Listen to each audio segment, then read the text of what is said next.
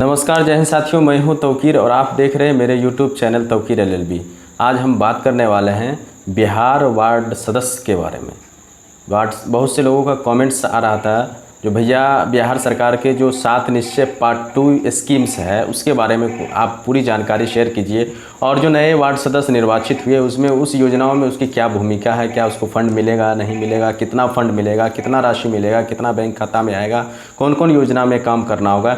इससे संबंधित बहुत से सवाल हमारे पास आ रहे थे, लेकिन हमने सोचा जो चलिए आप लोगों के साथ ये वीडियो शेयर करें। जो मुख्यमंत्री 7 निश्चय योजना पार्ट 2 क्या है और उसमें वार्ड सदस्यों की और वार्ड क्रियान्वयन प्रबंधन समिति और वार्ड सचिवों की क्या भूमिका है। क्या पहले की तरह ही वार्ड सदस्य और वार्ड सचिव के संयुक्त खाते से संचालन और उससे जो सरकारी राशि की निकासी होगी और जो वार्ड सदस्य और सचिव के द्वारा जो कार्य का क्रियान्वयन किया जाता था, क्या सेम प्रोसेस है या उसमें कहीं ना कहीं कोई बदलाव या अंतर हुआ है। तो आइए इस वीडियो में जानते हैं। मेरे साथ बने रहे मेरे इस वीडियो के साथ। दोस्तों, चूंकि मैं भी एक पंचायत समिति सदस्य हूं, त्रिस्तरीय पंचायत जनप्रतिनिधि हूं, तो मैं आपको इस संबंध में विशेष जानकारी और बहुत ही डीपली ज़मीनी स्तर की जानकारी मैं आपको बताऊंगा। बहुत से यूट्यूब पे वीडियो इससे संबंधित है, लेकिन अनावश्यक ही किसी तरह का कोई इन्फॉर्मेशन और तथ्य नहीं है और वो यूट्यूब पे अपलोड कर दिया गया है और उसे भी लोग देख के गलतफहमी का शिकार हो रहे हैं। दोस्तों, मैं आज आपको पूरी जानकारी बताऊंगा। उससे पहले 2015 और 20 के बीच में जो मुख्यमंत्री नीतीश कुमार की सरकार थी, उसमें जो सरकार ने स्कीम्स जो लॉन्च किया था 5 साल के लिए बिहार को डेवलप करने की दिशा में एक अच्छा कदम उठाया था, वो कौन कौन से स्कीम्स थे उसके बारे में पहले हम जान लेते हैं और उसमें वार्ड सदस्यों और वार्ड सचिवों की क्या भूमिका थी उसके बारे में भी हम जान लेते हैं। उसके बाद हम आएंगे मुख्यमंत्री 7 निश्चय पार्ट 2 के बारे में जानने के लिए और फिर आखिर में आपको हम बताएंगे नए वार्ड सदस्य जो निर्वाचित हुए, ये फिर पुनः वही वार्ड सदस्य जो निर्वाचित हुए वो अभी उनका क्या रोल होगा, अभी के पंचायत डेवलपमेंट में उसका क्या योगदान होगा। तो चलिए पहले जानते हैं मुख्यमंत्री 7 निश्चय स्कीम के बारे में। जैसा कि पिछली बार भी पंचायत चुनाव जो लोग जीते थे, वार्ड सदस्य जीते थे, उस समय 2016 से लेके 20 के बीच में सरकार के जो 7 निश्चय थे उसमें से पहला था जल नल योजना, मुख्यमंत्री गली नली पक्कीकरण योजना, हर घर बिजली लगातार, आर्थिक हल युवाओं को बल। 5वां जो स्कीम्स था उस समय शौचालय निर्माण घर का सम्मान। 6ठा स्कीम्स जो था 7 निश्चय में आर्थिक रोजगार महिलाओं को अधिकार।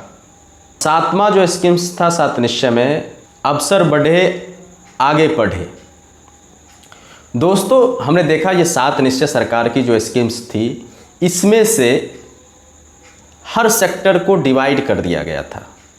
जैसे आर्थिक हल युवाओं को बल में जो स्कीम्स था उसमें वार्ड सदस्य और वार्ड सचिवों की कोई भूमिका नहीं थी।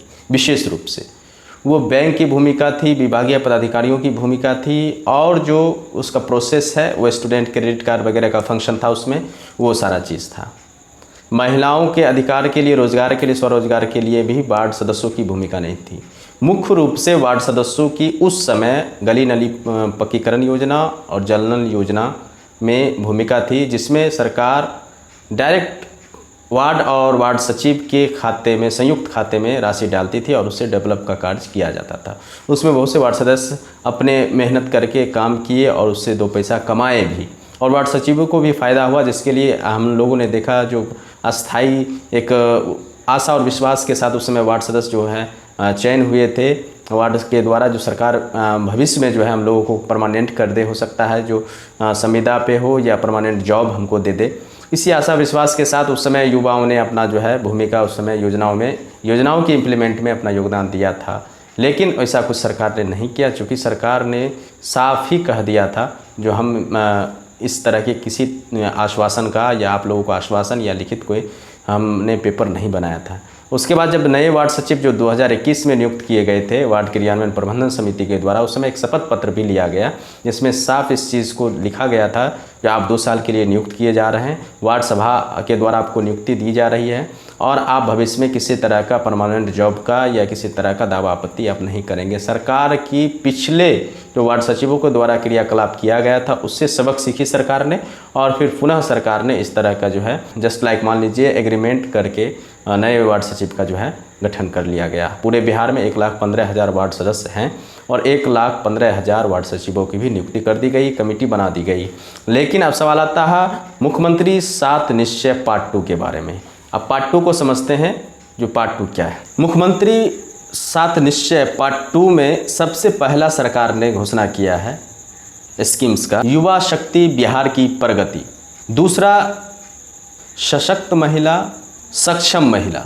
तीसरा, हर खेत में पानी की व्यवस्था। चौथा, स्वच्छ गांव समृद्ध गांव। पांचवा, सुलभ संपर्कता, यानी रास्ता जो शहर से जोड़ता हो, जो रास्ता वैसे रास्ता का वैसे सड़क का निर्माण। छठा है सबके लिए स्वास्थ्य व्यवस्था।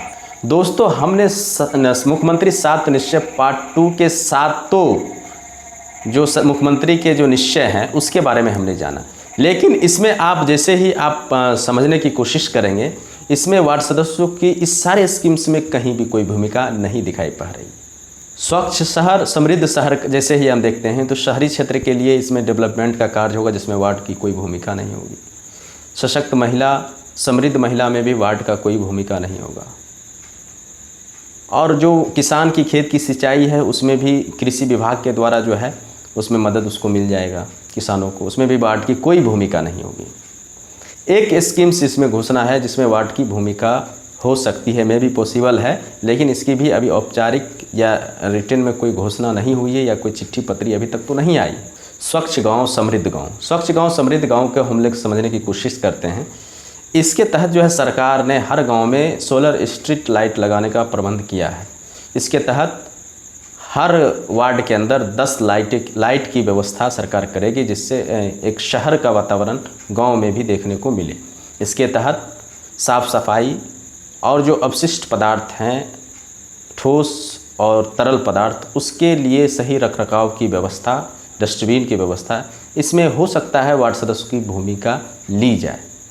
लेकिन इसकी सोलर स्ट्रीट लाइट के लिए भी सरकार ने पूरे बिहार के लिए एक एजेंसी को इसका टेंडर कर दिया है, जिसमें एजेंसी और ग्राम पंचायत के मुखिया जी के संयुक्त एक व्यवस्था से इस कार्य को किया जाएगा, जिसमें वार्ड की भी भूमिका अभी तक तो नज़र नहीं आती है। लेकिन इससे पहले भी हमने एक वीडियो बनाया था जिसमें वार्ड सदस्यों को जो जल नल जिस जगह निर्माण हो चुका है, जल नल योजना स्कीम लागू हो चुकी है, उसमें जो 30 रुपये हर घर जो वसूली की जाएगी उसका 50% वो प्रॉफिट होगा।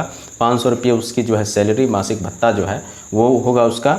और उसमें भी अनुरक्षक वाला जो है काम जो करेंगे, रख रखाव मेंटेनेंस का, उसके लिए भी सरकार 2000 अलग से देगी। तो यही मेन अभी तक जो क्षण के बात आई है सामने, उसमें वार्ड सदस्यों को सिर्फ मुख्य रूप से यही एक फैसिलिटी देखने को मिल रहा है। लेकिन अभी जो वार्ड सदस्य जो आशा लगाए हुए, जो कोई भी यूट्यूब पे आपको देखने के लिए मिल रहा होगा 15 लाख 20 लाख का स्कीम्स आ गया है, फलना वार्ड को खाते में जा रहा है, ये सब झूठ और भद्दा झूठ है। इस तरह की कोई आसार, कोई सूचना अभी लिखित रूप में नहीं आई है। लेकिन भविष्य में क्या हो सकता है, सरकार का क्या मंशा हो सकती है, ये कुछ कहा नहीं जा सकता है। दोस्तों, उम्मीद करता हूँ आपको ये वीडियो, यह जानकारी आपको अच्छी लगी होगी। और अगर अच्छी लगी हो मेरी वीडियो तो मेरे वीडियो को लाइक कर दे। चैनल पे नए विजिट कर रहे हैं तो मेरे चैनल को सब्सक्राइब कर दें और अपने दोस्तों और साथियों के साथ शेयर जरूर करेंगे। फिर मिलेंगे नेक्स्ट वीडियो में एक नए टॉपिक के साथ। तब तक के लिए नमस्कार, जय हिंद, वंदे मातरम।